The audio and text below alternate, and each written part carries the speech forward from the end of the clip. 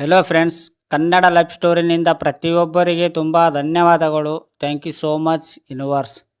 ಮದುವೆಯ ಸಮಯದಲ್ಲಿ ಟೆನ್ಷನ್ ಮಾಡಿಕೊಂಡರೆ ಫಂಕ್ಷನ್ ಹಾಳು. ಮದುವೆ ಹತ್ತಿರ ಬರುತ್ತಿದ್ದಂತೆ ಟೆನ್ಷನ್ ಶುರುವಾಗುವುದು ಸಹಜ. ಈ ಸಮಯದಲ್ಲಿ ಎಲ್ಲ ಜವಾಬ್ದಾರಿಗಳನ್ನು ಅಚ್ಚುಕಟ್ಟಾಗಿ ನಿಭಾಯಿಸುವುದು ದೊಡ್ಡ ಸವಾಲಾಗಿರುತ್ತದೆ. ಮದುವೆ ಅಥವಾ ವಿವಾಹ ಅನ್ನುವುದು ಮೂರಕ್ಷರದ ಬಂಧನ. ಇಲ್ಲಿ ಇಬ್ಬರು ಕೂಡ ಒಬ್ಬರನ್ನೊಬ್ಬರು ಅರ್ಥ ಮಾಡಿಕೊಂಡು ಹೊಂದಾಣಿಕೆ ಮಾಡಿಕೊಂಡು ಹೋದರೆ ಮಾತ್ರ ಸಂಬಂಧವು ಇನ್ನಷ್ಟು ಬಲವಾಗುವುದು ಮತ್ತು ಅನ್ಯೋನ್ಯತೆಯಿಂದ ಕೂಡಿರುವುದು. ಇಂದಿನ ಆಧುನಿಕ ಯುಗದಲ್ಲಿ ಪುರುಷ ಹಾಗೂ ಮಹಿಳೆಯರು ಸಮಾನವಾಗಿರುವ ಕಾರಣದಿಂದಾಗಿ ಇಬ್ಬರ ಮೇಲೂ ಹೆಚ್ಚಿನ ಜವಾಬ್ದಾರಿಯು ಬರುವುದು.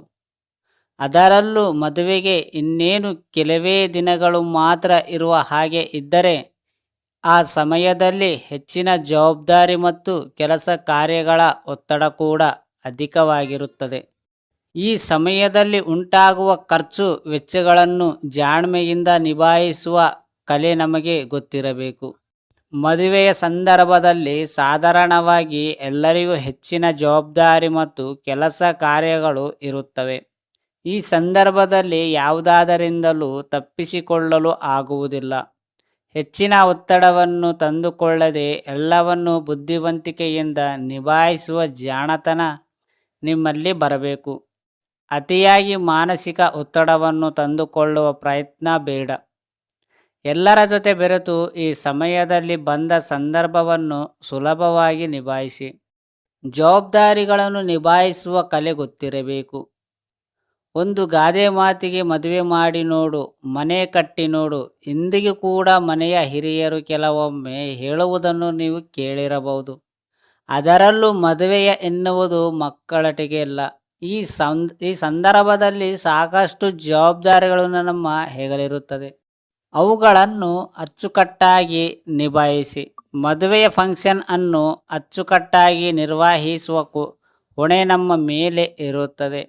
ಈ ಸಮಯದಲ್ಲಿ ಒತ್ತಡಕ್ಕೆ ಒಳಗಾಗದೆ ಸರಿಯಾಗಿ ಬುದ್ಧಿವಂತಿಕೆ ಬಳಸಿ ಹೆಜ್ಜೆ ಇಟ್ಟರೆ ಮಾತ್ರ ನಾವು ಅಂದುಕೊಂಡ ಹಾಗೆ ಎಲ್ಲವೂ ನಡೆಯುತ್ತದೆ. ಈ ಸಮಯದಲ್ಲಿ ಯಾರೊಬ್ಬರಿಗೂ ಯಾವುದೇ ಕೊರತೆ ಆಗದಂತೆ ನೀವು ಎಚ್ಚರಿಕೆ ವಹಿಸಬೇಕಾದ ಅಗತ್ಯವಿದೆ. ಆರೋಗ್ಯದ ಕಡೆ ಗಮನವಿರಿ. ಮದುವೆಯ ಸಂದರ್ಭದಲ್ಲಿ ನಮ್ಮ ಮೇಲೆ ಜವಾಬ್ದಾರಿಗಳನ್ನು ಹೆಚ್ಚಾಗಿರುವುದರಿಂದ ಮಾನಸಿಕ ಒತ್ತಡಕ್ಕೆ ಒಳಗಾಗದೆ ಅದನ್ನು ನಿಭಾಯಿಸಿಕೊಂಡು ಹೋಗುವ ಧೈರ್ಯ ನಮ್ಮಲ್ಲಿ ಇರಬೇಕು. ಇದರ ಮಧ್ಯೆ ನಮ್ಮ ಆರೋಗ್ಯದ ಬಗ್ಗೆಯೂ ಕೂಡ ಅಷ್ಟೇ ಕಾಳಜಿ ವಹಿಸಬೇಕು.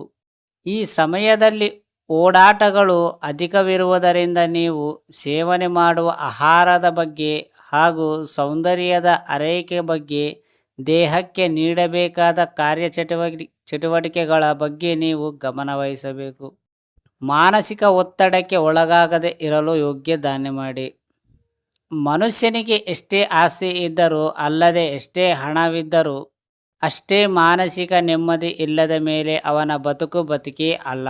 ಎಂತಹ ದೃಢಕಾಯ ವ್ಯಕ್ತಿಯ ಆದರೂ ಸಹ ಅವನು ತನಗೆ ಎದುರಾಗುವ ಮಾನಸಿಕ ವೇದನೆಯಿಂದ ಬಹಳವಾಗಿ ಕುಗ್ಗಿ ಹೋಗುತ್ತಾನೆ. ಇದು ಕೇವಲ ಒಬ್ಬರ ಸಮಸ್ಯೆ ಅಲ್ಲ. ಹಲವಾರು ಮಂದಿ ತಮಗೆ ಎಲ್ಲ ಇದ್ದರೂ ಸಹ ಇನ್ನೂ ಇಲ್ಲದಂತೆ, ಯಾರಿಗೂ ತೋರಿಸಿಕೊಳ್ಳದಂತೆ, ತಮಗೆ ತಾವೇ ತಮ್ಮ ನೋವನ್ನು ನುಗ್ಗಿಕೊಂಡು ಸಮಾಜದ ಮಧ್ಯದಲ್ಲಿ ಜೀವನ ಮಾಡುತ್ತಿರುತ್ತಾರೆ. ಮಾನಸಿಕ ಸ್ಥಿತಿಯನ್ನು ನಿಯಂತ್ರಣದಲ್ಲಿಟ್ಟುಕೊಂಡು ವ್ಯಾಯಾಮ, ಮನಸ್ಸನ್ನು ಕೇಂದ್ರೀಕರಿಸುವ ಯೋಗ್ಯ ಭಾಷೆಗಳನ್ನು ಪ್ರತಿದಿನ ಮಾಡುವ ಅಭ್ಯಾಸ ಮಾಡಿಕೊಳ್ಳಿ. ಬೆಳಿಗ್ಗೆ ಎದ್ದ ಕೂಡಲೇ ದೀರ್ಘವಾಗಿ ಉಸಿರಾಡುತ್ತಾ ಧ್ಯಾನ ಮಾಡಿ. ಈ ಸಮಯದ ನಿಮಗೆ ಇಷ್ಟವಾಗುವ ಸಂಗೀತ ಕೇಳಿ. ಆದಷ್ಟು ಮನಸ್ಸನ್ನು ಒತ್ತಡ ಮುಕ್ತವಾಗಿರಿ. ಹತ್ತಿರವಾದ ಜೊತೆ ಸಮಯ ಕಳೆಯಿರಿ. ಆದಷ್ಟು ಈ ಸಮಯದಲ್ಲಿ 4 ಜನರೊಂದಿಗೆ ಬೆರೆಯಲು ಕಲಿಯಿರಿ. ಯಾವುದೇ ಕಾರಣಕ್ಕೂ ಈ ಸಮಯದಲ್ಲಿ ಒಂಟಿಯಾಗಿ ಇರಲು ಪ್ರಯತ್ನಿಸಬೇಡಿ. ಈ ಸಮಯದಲ್ಲಿ ಸ್ನೇಹಿತರ, ಕುಟುಂಬಸ್ಥರ ಸಹಾಯ ಅಗತ್ಯವಾಗಿ ಬೇಕಾಗಿರುತ್ತದೆ. ಹಾಗಾಗಿ ಆದಷ್ಟು ಈ ಸಮಯದಲ್ಲಿ ಎಲ್ಲರೊಂದಿಗೆ ಬೆರೆತು ಸಂದರ್ಭವನ್ನು ಅಚ್ಚುಕಟ್ಟಾಗಿ ನಿಭಾಯಿಸಲು ಕಲಿಯಿರಿ. ಮುಖ್ಯವಾಗಿ ಈ ಸಮಯದಲ್ಲಿ ಹೆಚ್ಚಿನ ಜವಾಬ್ದಾರಿಗಳನ್ನು ನಮ್ಮ ಮೇಲೆ ಇರುವುದರಿಂದ ಇದನ್ನು ಒಬ್ಬರಿಂದ ನಿಭಾಯಿಸುವುದು ಅಷ್ಟು ಸುಲಭ ಮಾತಲ್ಲ. ಹೀಗಾಗಿ ನಿಮಗೆ ಬೇಕಾಗಿರುವ ಜನರೊಂದಿಗೆ ಜೊತೆ ಚರ್ಚಿಸಿ ಸೂಕ್ತ ನಿರ್ಧಾರಗಳನ್ನು ತೆಗೆದುಕೊಳ್ಳುವುದನ್ನು ಮರೆಯಬೇಡಿ. ನೆನಪಿಡಿ, ಈ ಸಮಯದಲ್ಲಿ ಮನೆಯ ಹಿರಿಯರ ಸಲಹೆ ಸೂಚನೆಗಳನ್ನು ಆಗಾಗ ಕೇಳಿ ಪಡೆಯಿರಿ. ಮುಖ್ಯವಾಗಿ ಈ ಸಂದರ್ಭದಲ್ಲಿ ಯಾವುದೇ ಕಾರಣಕ್ಕೂ ಹೆಚ್ಚು ಉದ್ವೇಗಕ್ಕೆ ಒಳಗಾಗಬೇಡಿ. ಪ್ರತಿಯೊಂದು ಹೆಜ್ಜೆಯನ್ನು ಹಿರಿಯರ ಮಾರ್ಗದರ್ಶನದಲ್ಲಿ ಮುಂದುವರೆದರೆ ಬಹಳ ಒಳ್ಳೆಯದು. ಫ್ರೆಂಡ್ಸ್, ಅರ್ಥ ಆಯ್ತಾ ನಿಮಗೆ ಸ್ಟೋರಿ?